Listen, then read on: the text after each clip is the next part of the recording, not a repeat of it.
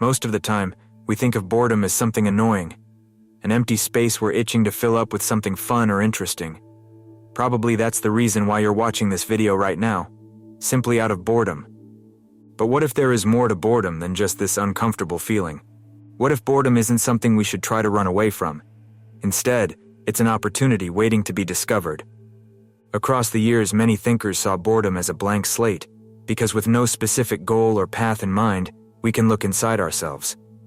It could be your chance to hear your own thoughts and wants, which are usually lost in the daily noise. As we quietly talk to ourselves, boredom becomes a window for us to have a peek at who we really are. In this video, we'll explore how boredom can act as a catalyst for personal growth, creativity, and ultimately, greatness. Arthur Schopenhauer, the German philosopher, once said, "The two enemies of human happiness are pain and boredom." So what's boredom really about? Boredom hits when we're not into what we're doing, feeling a mix of disinterest and a lack of challenge.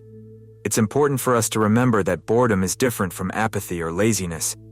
We feel bored when we're up for some action, but just can't find anything that grabs our attention. Looking closer, boredom is layered with psychological and emotional elements. On the brain side, it often tells us we're not getting anything meaningful from our activities. Feeling-wise, it can make us edgy or frustrated, pushing us to look for something more rewarding. It's like a prompt from our inner selves to rethink our choices or spice up our routines. Historically, boredom wasn't much talked about, especially when people were too busy with survival to even feel bored.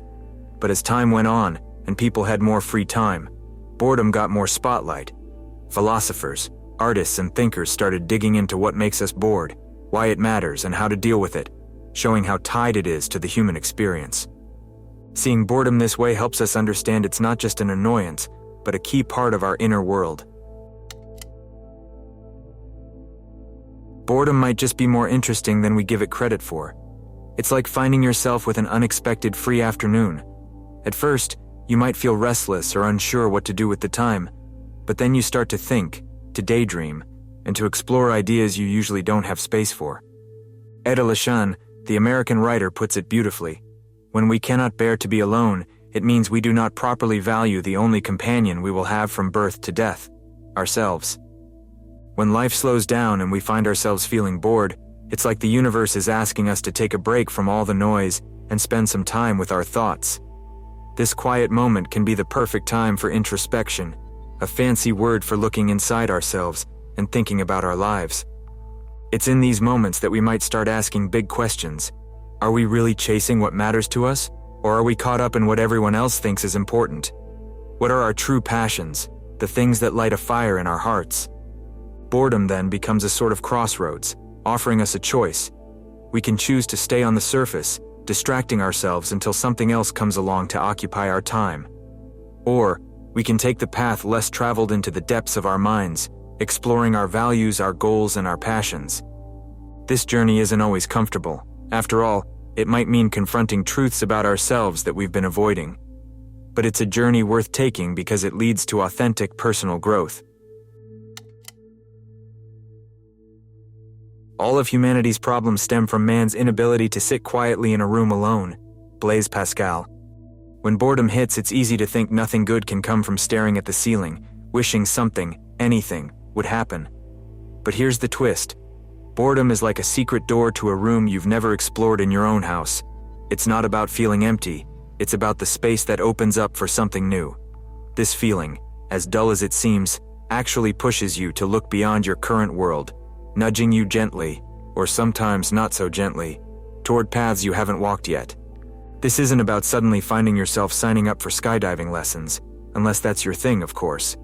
It's more about the mind's way of saying, hey, let's see what else is out there. It's in these moments, these stretches of seemingly pointless downtime, that you're most open to change. You might stumble upon a passion that's been waiting quietly in the wings, or discover a knack for something you've never even considered. And here's the kicker. As you start to follow these new trails, you're not just passing time. You're building a better, more interesting version of yourself. Each new interest or skill shapes you, molds you into someone more versatile and adaptable. Take Isaac Newton, for example. Stuck in isolation during the Great Plague, He used his boredom as a springboard to develop groundbreaking theories in calculus, optics, and gravity. Many great thinkers, writers, and artists have also found that their most creative moments came from times of boredom and inactivity. In general, boredom can be a powerful motivator for seeking out new challenges. After all, it's often when we're bored that we're most eager to break out of our comfort zones. This restlessness can drive us to explore new fields, learn new skills, or even start new ventures. It's as if boredom itself is challenging us to push beyond our current boundaries and explore the unknown. In today's world, our lives are intertwined with technology. Phones, tablets, and computers promise endless entertainment and information at our fingertips, not realizing that in doing so, we might be missing out on the benefits that come from disconnecting and experiencing boredom. Embracing boredom in a hyper-connected era is challenging. The constant availability of digital distractions makes it tempting to never allow ourselves a moment of quiet. There's always another email to check, another post to scroll through, another video to watch. This endless cycle can make the prospect of sitting quietly with our thoughts seem unappealing or even anxiety-inducing. However, allowing ourselves to experience boredom can be incredibly constructive. It can be the first step toward breaking the cycle of constant stimulation and rediscovering the joy of our own company. One of the ways I found helpful to achieve that was by setting aside tech-free times, dedicating certain hours of the day for disconnecting from all digital devices. Using this time to engage in activities that don't require a screen, like reading a book, going for a walk, or simply sitting quietly. Also, mindfulness and meditation are very helpful. These practices can help you become more comfortable with your thoughts and feelings, making the experience of boredom less daunting. And then, there's the simple act of writing things down. You could call it the boredom journal. Whenever you find yourself bored, grab a pen and let your thoughts flow onto paper. It doesn't matter if it's a fleeting feeling, a random idea, or an elaborate daydream. These scribbles can grow into a rich source of inspiration, a collection of seeds from which big ideas can sprout. So the next time you find yourself reaching for your phone out of habit, consider taking a moment to just be. Who knows what ideas and insights might emerge from the quiet.